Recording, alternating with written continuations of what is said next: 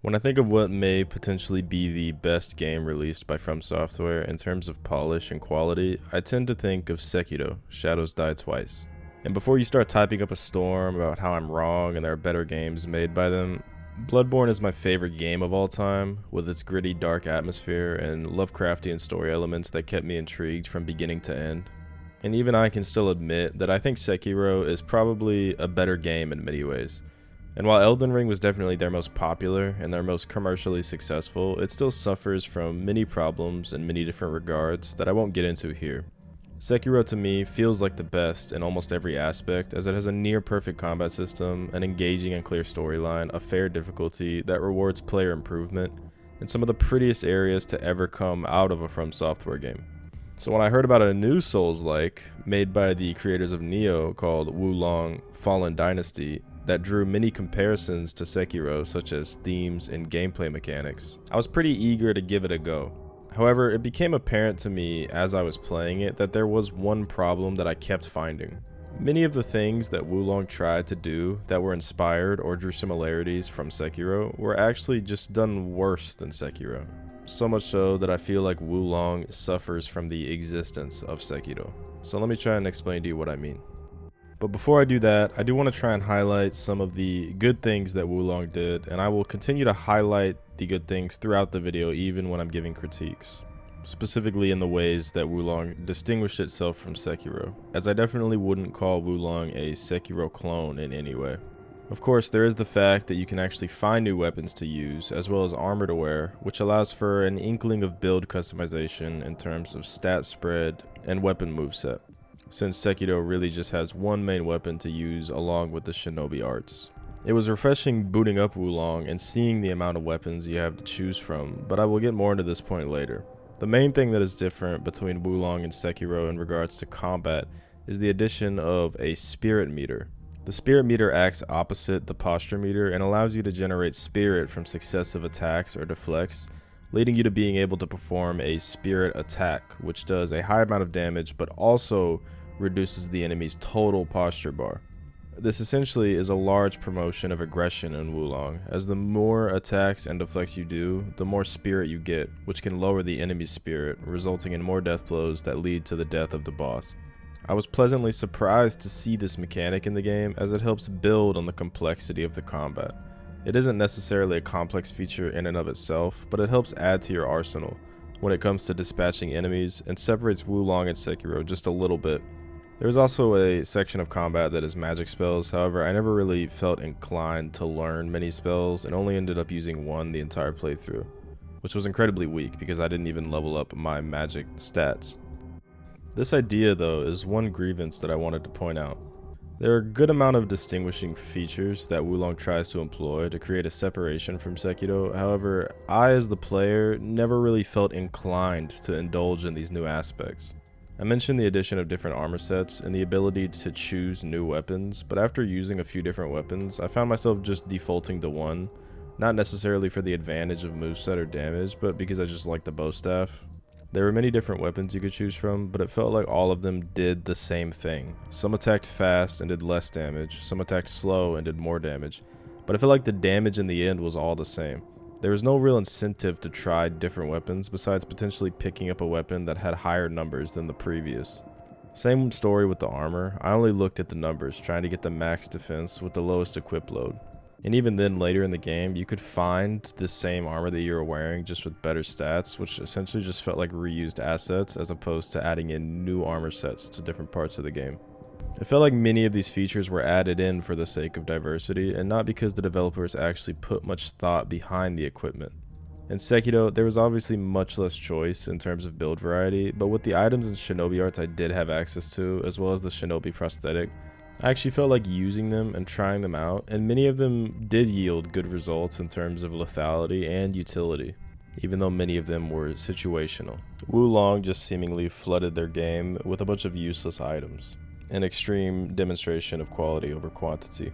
Same thing goes for the magic in Wo Long. I'm sure there are some useful spells that could have made boss fights even easier, but I just never felt pushed to use them, besides equipping one of the first fire spells you can get, and using it on bosses when I just wanted a little extra damage.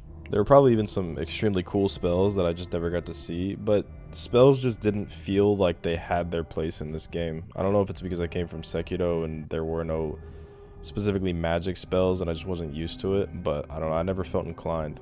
In that same vein, I don't think I even ever used a single consumable item while playing Wulong, besides the healing pots and the items that increase your healing pot. If I had to describe the way equipment and inventory felt in this game, I'd say unnecessary, as I beat almost every boss by just smacking and deflecting, without changing up strategy or equipment much. So what about the bosses? Were they comparable to Sekiro in any way? Well, I'd say that some of them were definitely good, but most were either average or just annoyingly bad. It was rare that I came away from a boss fight in this game with a feeling of triumph. Some bosses I beat on my first or second try, which was just disappointing, since I feel like they could have been expanded upon even more to make the boss fight more challenging, as many of the boss designs were cool, while other bosses would leave me dying in upwards of 20 times, with most of those deaths being to unfair game balance. For example, there is one boss, and I can't remember his name right now at the time of writing this, but to be fair, I couldn't remember many of the boss's names as most of them weren't memorable enough for me to remember. But this boss that I'm talking about would spawn about 10 or 12 clones of himself at the start of the fight that would essentially buff him to an unbeatable state. However, all you had to do was kill the clones to reduce their buff effects on him, allowing you to focus on him and bring him down. This seems like an interesting premise to a fight. However, as we've seen with many other attempts at multi-enemy boss fights, they can be done extremely poorly because balancing a boss fight with more than one enemy can be a nightmare, especially when you're using this deflect and posture combat system. I feel like this fight would have been more manageable if the main boss didn't attack you while his clones were up, as that's how many boss fights do it. They'll only have one enemy attack you at a time. The clones are definitely weaker versions of him, doing much less damage and having a lot less health while being easier and easier to stagger as the fight progresses. However, while fighting these clones, he's still throwing attacks at you that do massive amounts of damage and will lead to many of your deaths. Fortunately, you are assisted during the fight by a follower. However, there's a large amount of RNG associated with the followers in this game. The followers don't have the same abilities as you and don't really play by the same rules, meaning they rarely deflect or dodge attacks. This can result in an extremely varied experience between boss attempts, as sometimes followers would survive a good amount of time, helping me chip down the boss, or in this case the clones, while other times my followers would literally die within 20 seconds. Even with the follower though, this fight just felt like bullshit from beginning to end. After getting all of the clones down to fight Zhang Rang one-on-one, that's his name, I checked, you are met with a rather easy boss in terms of attacks and mechanics, but he respawns all of his clones again, and he can even do that potentially one more time after that. So I have an inkling that Zhang Rang was an incredibly easy boss without regarding his clones, which leads me to believe that they either added the clones to make him more of a challenge, resulting in what I believe is an artificial difficulty increase, or made him extremely easy because they realized they messed up with this boss design and had to tune him down individually. Either way, it seems like what they were going for with this fight did not match what they were going for with the mechanics of the game, if that makes sense. And while I heavily disliked this fight, not every fight was necessarily all bad. Probably my favorite fight, or at least the most memorable fight for me, was the Lu Bu fight, particularly because it was fairly well choreographed compared to all of the other bosses, but also probably because Lu Bu in history was considered to be a total badass, so I was just aware of the character Lu Bu going into the fight. This was something that I feel like Wulong did right. Include many inklings of Chinese history, specifically from the Han Dynasty, that I wouldn't say added an air of realism to the game, because the game is extremely supernatural in many regards, but it helped ground the game a bit, if that makes sense. A sense of them knowing what they were doing, at least when it came to thematics. Lu Bu was a boss that I did struggle on for a good bit, especially because there was no follower, but even with this struggle, I felt myself getting better and better, and I enjoyed the process of getting better and the amount of times I had to fight him. Things started to click as time went on, as opposed to me just bashing my head against a wall. He felt smooth as a boss, and his attacks were devastating but rewarded good play and well-placed deflects. Definitely one of the top bosses for me, especially since I can actually remember the fight. That's one of the problems though, is that even though I didn't like the previous boss I talked about with all the clones, I could still remember him and remember the boss fight as well as Lu Bu, but other than these two bosses, I don't really have any that stand out for me besides, you know, the first boss and the last boss, since they were milestones in a way. Many were either sword fight bosses with humanoid enemies that held no real weight in my eyes, or fights with huge towering monsters that tended to be easier than their humanoid counterparts. The inconsistency throughout the bosses was what made them lackluster. I went into every boss arena with the notion in my head that I would either completely shit on this boss or get shit on myself, with no real in between. And if I ever did get shit on, besides in the Lu Bu fight, it never felt like it was my own inexperience that was the fault. It just felt like bad game design, but you know, get good. I mentioned earlier about how some of the boss fights, well, most of the boss fights, I felt little to no weight when it came to the boss itself. I didn't feel any connection to the boss. This has to be one of the more detrimental features of Wo Long, in my opinion. Wo Long is a beautiful game in terms of art style and theme. There were many times that I did find myself taking in the scenery or marveling over the scale of certain areas and boss fights. There's a clear stylization here that is definitely accented by the addition of the Han Dynasty themes that I mentioned earlier. However, the story just wasn't there for me. Part of this was probably due to indifference to other aspects of the game, resulting in me paying less attention to events taking place overall. And to be fair, at the start of the game, I definitely tried. I watched every cutscene, I tried to understand how the characters fit in, but it just wasn't there for me. However, a large part of the reason had to do with this guy. Seeing this guy appear in damn near every boss arena to sprinkle his demonic key on someone, turning them into a bad guy, was just not something that I vibed with in terms of storytelling. It's clear that you're supposed to develop some sort of hatred towards him, but I started to think of this constant reappearance of this man as a way to try and develop a story that wouldn't necessarily have any driving force otherwise, if that makes sense.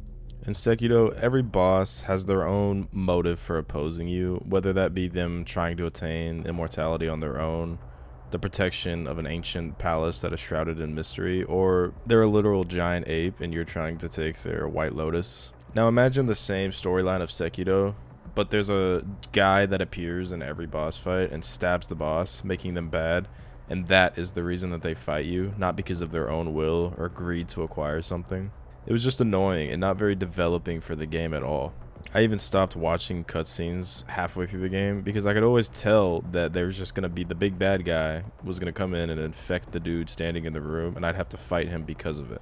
This was one of the reasons that I actually liked Lu Bu, because his fight felt different, as this big bad demonic key guy didn't come in and try and infect him. He had his own motives for fighting you. But oh wait. Later on in the game, you fight Lu Bu again, and he does get turned into a demon. So, one of the few reused bosses in the game, and it gets ruined by the previous critique. Speaking of reused enemies, if you thought Elden Ring was bad, take a look at this game. I know this isn't a comparison towards Elden Ring, but that was just the most recent case of reused enemies. But in this game, almost every fucking enemy in every level was in nearly every other level besides unique bosses. By the end of the game, there was no real excitement in fighting the lesser enemies because I knew exactly how they'd act and which ones were challenging or not, and I knew all of their movesets by the end, which does give you a sense of power and shows progression in the game, but it lost all intensity.